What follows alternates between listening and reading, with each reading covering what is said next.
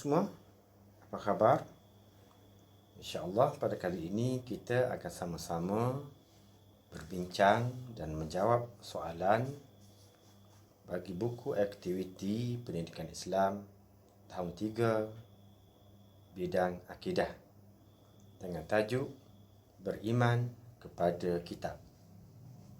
Mari kita sama-sama membaca. Arahan, isi tempat kosong dengan perkataan-perkataan yang diberikan ini. Mari kita baca jawapan dia dulu. Nabi, manusia, benar, diredai, kalam Allah, syariat. Baiklah. Soalannya, isi tempat kosong bagi petikan ini. Apakah yang dimaksudkan dengan kitab?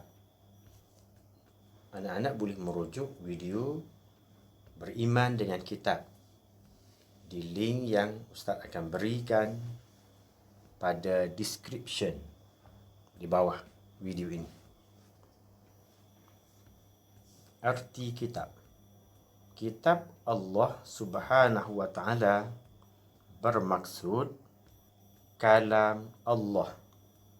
Ini kalam Allah yang diwahyukan kepada para nabi dan rasulnya.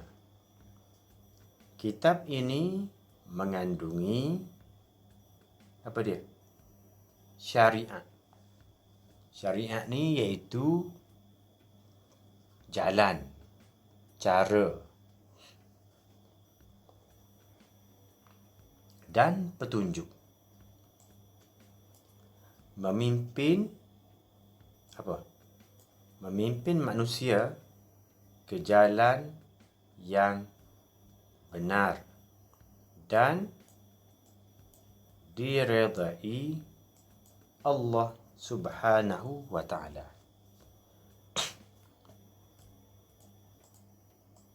Soalan muka surat 71, buku aktiviti. Seterusnya anak-anak, arahan, letak nombor, tulis dan baca.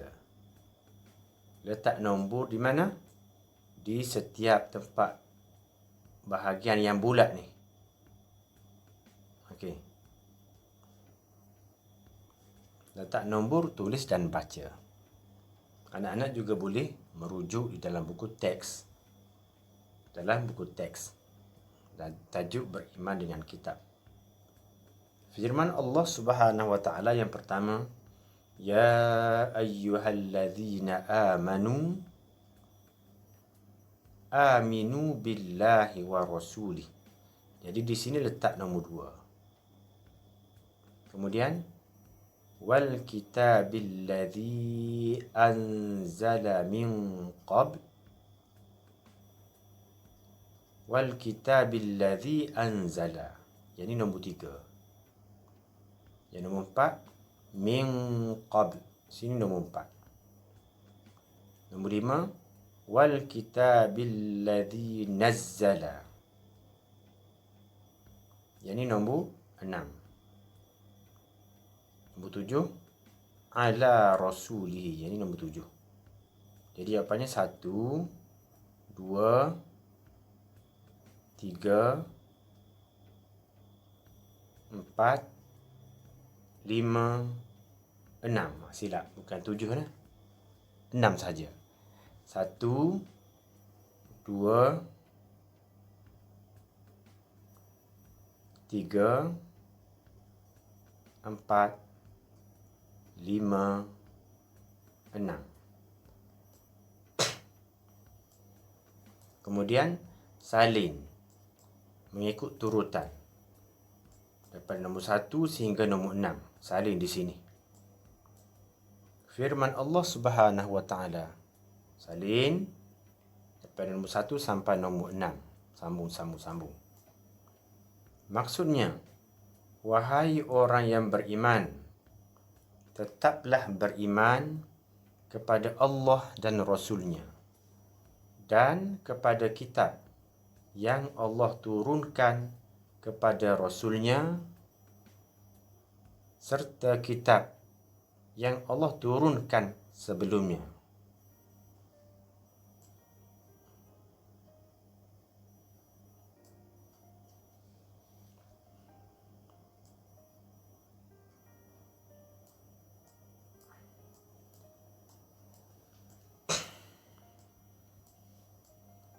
Seterusnya, muka surat 73. Cari jalan dan tulis jawapan.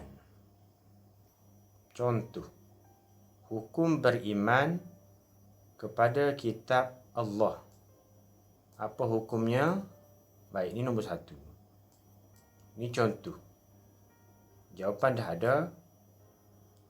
Soalan bagi nombor 1, jawapannya ialah wajib. Jawapannya ialah wajib. Hukum beriman kepada kitab Allah ialah wajib. Yang kedua pula, kemudian dia pun berjalan daripada sini. Nombor 1 ini wajib, kemudian berjalan lagi sampai di sini. Baiklah. Soalan yang kedua, kitab kepada Nabi Musa alaihissalam. Apakah nama kitab yang diturunkan, yang diberikan, yang diwahyukan kepada Nabi Musa alaihissalam? Nombor 2, di sini jawapannya kitab apa anak-anak? Kitab Taurat. Kitab Taurat. Jawapan nombor 2. Nombor 3, penerima kitab Zabur. Siapakah Nabi yang menerima kitab Zabur? Ataupun apakah nama Nabi yang menerima kitab Zabur? Nombor 3 sini Nabi Daud. Nabi Daud. Yang keempat, kemudian dia berjalan lagi. Nombor 3, jalan lagi, sambung. Nanti dalam buku aktiviti tu sambunglah. Kemudian nombor 4, kitab Nabi Isa alaihissalam. Apakah nama kitab Nabi Isa alaihissalam? Nombor 4, kitab Injil. Kitab Injil. Baik, nombor 4. Kemudian dia berjalan lagi sampai nombor 5, kitab yang terakhir diturunkan kepada Nabi Muhammad sallallahu alaihi wasallam. Di sini nombor 5. Nama kitab Al-Quran. Al-Quran. Nanti anak-anak boleh menulis jawapan di sini dengan melihat di buku teks. Di buku teks. Seterusnya, lorek dan tulis. Lorek dan tulis. Berdasarkan soalan ini, kesan beriman kepada kitab Allah. Apakah kesannya? Apakah kesan bila kita beriman dengan kitab Allah? Bagi jawapan yang betul, kita lorekkan. Bagi jawapan yang salah, kita tinggalkan. Baiklah. Contoh yang pertama, dia sudah lorek. Iman semakin bertambah. Kesannya iman kita semakin kuat. Semakin kuat. Baiklah. Yang kedua, kesannya masyarakat sejahtera. Masyarakat aman, harmoni. Masyarakat sejahtera. Betul atau salah? Betul. Maka kita lorekkan di sini. Seterusnya, kesannya hidup gelisah. Hidup jadi tidak teratur. Hidup jadi huru-hara. Adakah ini kesan beriman dengan kitab Allah? Tidak. Maka kita tinggalkan yang ini. Yang keempat, hidup menjadi tenang dan teratur. Hidup kita jadi tenang. Jadi aman, damai dan menjadi teratur. Tidak gelabah. tidak serabut, gelisah. Jadi hidup menjadi tenang dan teratur. Jawapannya betul. Kita lorekkan di sini. Seterusnya, kesan beriman menimbulkan permusuhan. Jadi baloh pula. Jadi salah. Kita tinggalkan. Dikasihi Allah Subhanahu Wa Taala. Betul atau salah? Betul. Allah Taala kasih. Bila kita yakin dan beriman dengan kitab Allah. Jadi kita lorekkan di sini. Seterusnya mendapat syafaat Al-Quran. Kesan beriman dengan kitab Allah, kita membaca Al-Quran. Bila kita baca Al-Quran, maka Al-Quran akan memberi syafaat. Apa dia syafaat? Pertolongan kepada kita di dunia dan juga di akhirat nanti. Seterusnya, masyarakat huru-hara. Salah. Maka kita jangan lorek sini. Jadi jawapannya ada berapa? 1, 2,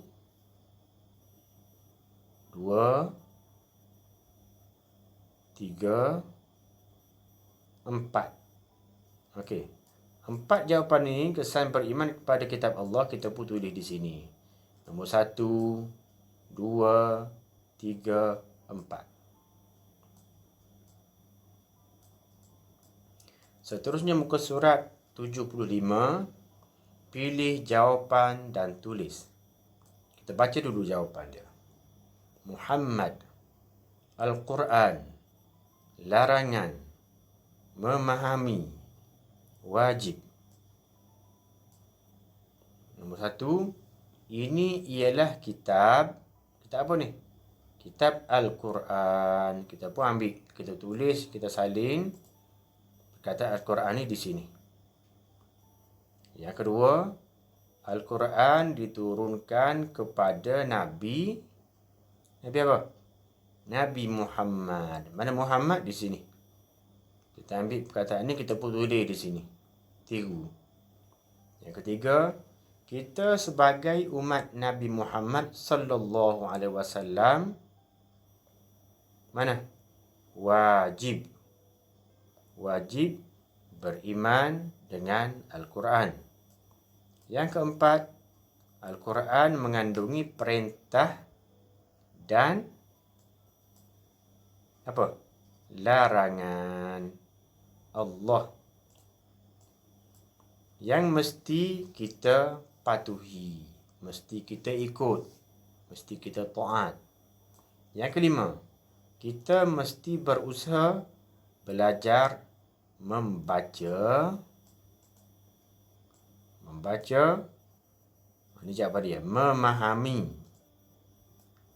Memahami dan beramal dengan isi kandungan Al-Quran. Seterusnya muka surat 76. Baca dan warnakan. Saya mengamalkan akhlak mulia dengan ibu bapa. Kita warnakan. Warna hijau selalu mengamalkannya. Kita pun warnakan. Selalu mengamalkannya. Ini pun kita warnakan juga. Tahniah. Terus mengamalkannya setiap hari. Kemudian warna kuning. Kadang-kadang mengamalkannya. Jaga-jaga. Tidak selalu. Bagus. Tingkatkan lagi akhlak mulia ini. Kita warnakan warna kuning di sini juga. Kemudian warna merah. Kita warna merah di sini. Tidak pernah mengamalkannya. Caranya berusaha mengamalkannya tanpa putus asa. Kita warnakan kuning.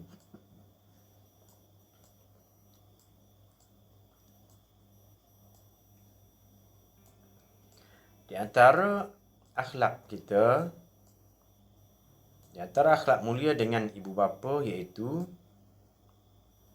bercakap dengan sopan, bercakap dengan lemah lembut, kasih sayang dan menghormati. Yang kedua, memohon maaf jika melakukan kesalahan. Minta maaf dengannya bila kita buat perkara yang dia tidak sukai. Yang ketiga, bersalaman sebelum ke sekolah. Sebelum kita nak turun, kita bersalam dulu dengan ibu bapa. Yang keempat, selalu membantu mereka membuat kerja rumah. Contohnya seperti membasuh pinggan mangkuk, menyapu,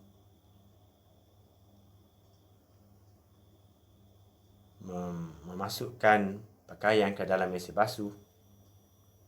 Seterusnya yang kelima, mengucapkan terima kasih. Selalu mengucapkan terima kasih. Yang keenam, duduk dengan tertib. Bila bersama dengan mereka, kita duduk dengan tertib. Yang ketujuh, tidak berbohong pada mereka. Seterusnya, muka surat 77, baca dan padan. Baca dan padan ataupun suaikan. Di tengah ini ada jawapan. Di atas dan di bawah sana ni soalan. Kesan berakhlak mulia dengan ibu bapa, akibat tidak berakhlak mulia dengan ibu bapa. Baiklah. Dikasihi Allah Subhanahu Wa Taala. Mana jawapan antara dua ni? Jawapan yang pertama, kita suaikan. Dikasihi Allah, kesan berakhlak mulia. Yang kedua, dibenci masyarakat. Dibenci, tidak disukai oleh masyarakat, akibat tidak berakhlak mulia. Kita suaikan ke sini. Hidup tenang dan tenteram. Ini jawapan dia. Kesan berakhlak mulia. Seterusnya, hilang keberkatan hidup. Kesan berakhlak mulia. Hidup resah, gelisah, akibat tidak berakhlak mulia. Disayangi ibu bapa. Kesan berakhlak mulia dengan ibu bapa. Baiklah anak-anak. Ustaz harap agar anak-anak semua dapat memahami soalan-soalan ini dan macam mana cara untuk menjawabnya. Jadi, cukup dulu untuk setakat ini pembelajaran kita pada kali ini.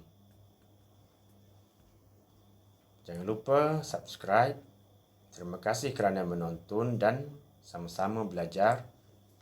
Sekian, terima kasih.